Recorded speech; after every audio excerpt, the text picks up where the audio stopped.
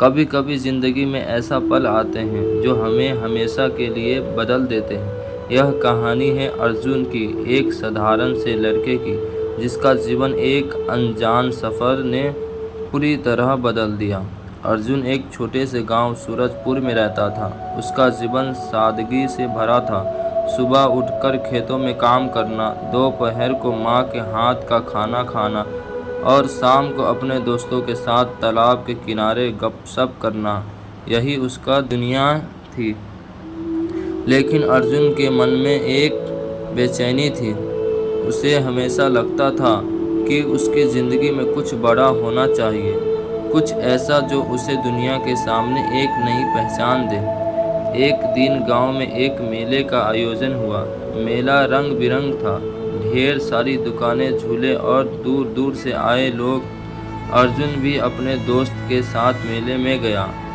वहाँ उसकी मुलाकात एक बूढ़े साधु से हुआ जो एक पुराने पीपल के पेड़ के नीचे बैठा था। साधु का चेहरा शांत लेकिन रहस्य थी। उसकी आंखों में एक अजीब सी चमक थी, जैसे वह दुनिया की हर बात जानता था। अर्जुन को देखकर साधु ने उसे बुलाया। बेटा, तुम्हारे मन में बहुत सवाल है ना? साधु ने मुस्कुराते हुए कहा। अर्जुन हैरान था। उसने सोचा, यह बूढ़ा मेरे बारे में कैसे जानता है? उसने हिचकिचाते हुए कहा, हाँ बाबा, मुझे लगता है मेरी ज़िंदगी में कुछ कमी है। मैं कुछ बड़ा करना चाहता हूँ, लेकिन समझ नहीं आता क्या। साधु ने गहरी सांस ली और कहा, बेटा, अगर तुम्हें अपनी मंजिल ढूंढनी है तो तुम्हें एक सफ़र पर जाना होगा। यह सफ़र आसान नहीं होगा, लेकिन इसके अंत में तुम्हें वह जवाब मिलेगा जो तुम ढूंढ रहे हो। साधु ने उसे एक पुराना नक्शा थमाया और कहा, यह तुम्हें हिमालय की एक गुफा तक ले जाएगा। वहाँ तुम्हें सत्य का दर्पण मिलेगा। वह दर्पण तुम्हें तुम्हारी असली मकसद दिखाएगा। अर्जुन ने नक्शा लिया, लेकिन उसका मन संदेह से भरा था। क्या यह सच हो सकता है? उसने सोचा, फिर भी कुछ तो था उस साधु की बातों में जो उसे अपनी ओर खींच रहा था। उसने फैसला किया कि वह इस सफ़र पर जाएगा। अगले दिन अर्जुन ने अपनी माँ को सब कुछ बताया। माँ ने चिंतित होकर कहा, बेटा, यह खतरनाक हो सकता है। हिमालय की राहें आसान नहीं होती। लेकिन अर्जुन का इरादा पक्का था। उसने एक छोटा सा थैला पैक किया जिसमें कुछ कपड़े, सूखा खाना और नक्शा था।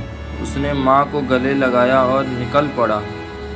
पहला पड़ाव था जंगल का। नक्शे के अनुसार उसे एक घने जंगल से होकर गुजरना था।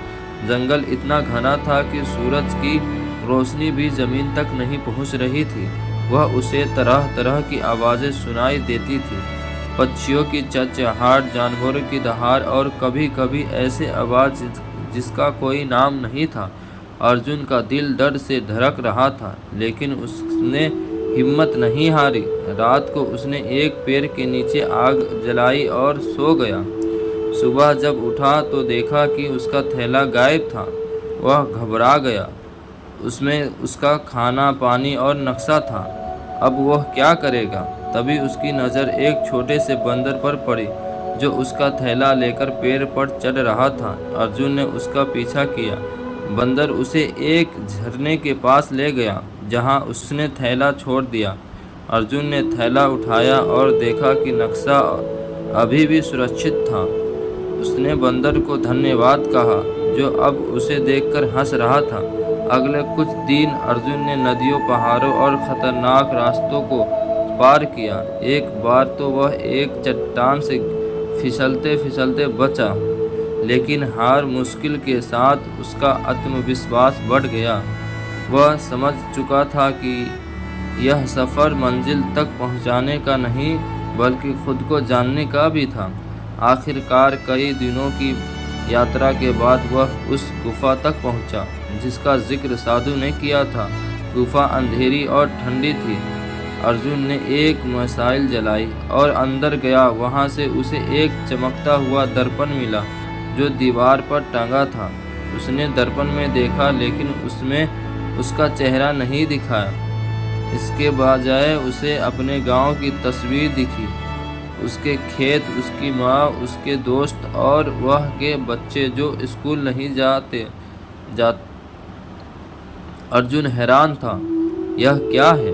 उसने सोचा। तभी उसके एक आवाज़ सुनाई दी जो गुफा में गूंज रही थी। अर्जुन, तुम्हारा मकसद बाहर की दुनिया में नहीं बल्कि तुम्हारे अपने गांव में है। तुम्हें अपने लोगों की मदद करनी है, उनके लिए एक स्कूल बनाना है ताकि हर बच्चा पढ़ सके और अपनी जिंदगी बेहतर बना सके। अर्जुन की आंखें नम हो गई। उसे समझ आ गया कि उसकी बेचैनी का कारण क्या था। वह हमेशा कुछ बड़ा करना चाहता था, लेकिन वह बड़ा काम उसके अपने गांव में इंतजार कर रहा था। उसने दर्पण को प्रणाम किया और वापस लौटने का फैसला किया। वापस का सफ़र उतना ही मुश्किल था, लेकिन अब अर्जुन के मन में एक नया जोश था। गांव पहुंचकर उसने अपने दोस्त और परिवार को इकट्ठा किया। उसने उन्हें अपने सफ़र और सत्य के दर्पण की बात बताई। पहले तो लोग हंसे, लेकिन अर्जुन की आंखों में विश्वास देखकर वो भी उसका साथ देने को तैयार हो गया। अर्जुन ने गांव में एक छोटा सा स्कूल शुरू किया। शुरुआत में केवल कुछ बच्चे आए, लेकिन धीरे धीरे स्कूल की व्याख्या फैलने लगी। अर्जुन ने दिन रात मेहनत की। उसने शहर जाकर शिक्षकों को मनाया, किताबें इकट्ठा की और गांव वालों को पढ़ाई का महत्व समझाया। कुछ सालों में सूरजपुर का स्कूल पूरे इलाके में मशहूर हो गया। बच्चे न केवल पढ़ाई कर रहे थे बल्कि अपने सपनों को भी उड़ान दे रहे थे। एक दिन जब अर्जुन स्कूल के बाहर बैठा बच्चे को पढ़ते देख रहा था, उसे वहीं साधु दिखा। साधु ने मुस्कुराते हुए कहा, बेटा, तुम्हें सत्य का दर्पण देखा और उसे अपने दिल में उतारा। यही तुम्हारा असली सफ़र था। अर्जुन ने साधु के पैर छुआ और कहा, बाबा, आपने मुझे मेरी मंजिल दिखाई। उस दिन अर्जुन को समझ आया कि ज़िंदगी का सबसे बड़ा सफ़र वह है जो हमें अपनी भीतर की सच्चाई तक ले जाए। और उसे सच्चाई ने केवल उसकी ज़िंदगी बदल दी बल्कि पूरे गांव को एक नई रोशनी दी।